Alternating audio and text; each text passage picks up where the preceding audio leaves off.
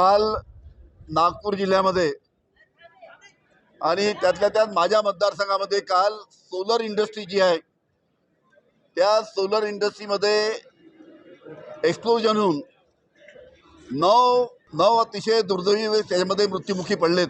फार मोठं एक्सप्लोजन त्या ठिकाणी झालं आणि या ठिकाणी अध्यक्ष महोदय मोठ्या प्रमाणात 3-4 हजार आमच्या भागातले मजदूर त्या निमित्त आहे, कामगार त्या ठिकाणी आहे आणि एक प्रकारचं भीतीचं वातावरण त्या निमित्तानं त्या ठिकाणी आहे। काल ही दुर्दैवी घटना झाली। आज अशी परिस्थिती आहे की त्यांची बॉडी सुद्धा मिळू शकत नाही, लहान लहान तुकडे त्या निमित्तानं झालेले आहेत। आणि त्या तिथल्या मजुरांशी मी जेव्हा बोललो तेव्हा त्यांनी सांगितलं की ज्या पद्धतीनं त्यांची पिळवणूक मॅनेजमेंटकडनं केली जाते, रविवार असताना सुद्धा घरी जाऊन त्यांना जबरदस्तीने कामाला लावण्यात येतं आणि कामाला आले नाही रविवार तर त्यांना नोकरीतून काढण्यात येतं। अशा पद्धतीने त्यांची पिळवणूक चालू आहे। याकडे सरकारने लक्ष देण्याची आवश्यकता आहे आणि ज्या पद्धतीनं हे 9 जे आमच्या मतदारसंघातील लोक मृत्युमुखी पडले त्यांना राज्य शासनाने 5 लाख रुपये जाहीर केलेले आहे, पण त्या कंपनीने 50 लाख रुपये प्रति व्यक्ती सोलर कंपनीने जाहीर करण्याची आवश्यकता आहे आणि त्याचबरोबर प्रत्येकाच्या घरामध्ये एकाला नोकरी सुद्धा या कंपनीने दिली पाहिजे।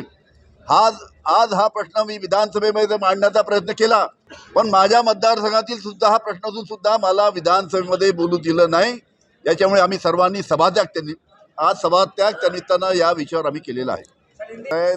ही घटना तुम्ही सांगितलं या वर्षातली ही तिसरी घटना आहे।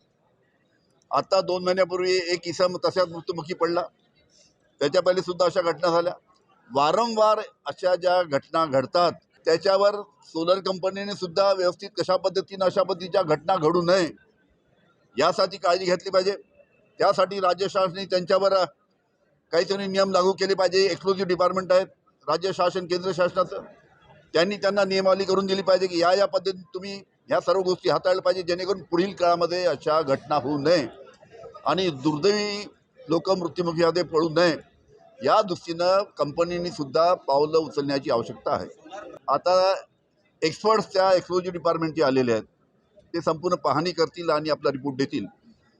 पण सोलर कंपनीमध्ये काम करणारे जे कामगार आहेत ते कामगार सोलर कंपनीच्या मॅनेजमेंटवर अतिशय नाराज आहे। त्यांची पिळवणूक त्या सोलर कंपनीमध्ये केली जाते अशी त्यांची तक्रार आहे। या बाबतीत मी काल अतिशय त्या ठिकाणी आक्रोश होता।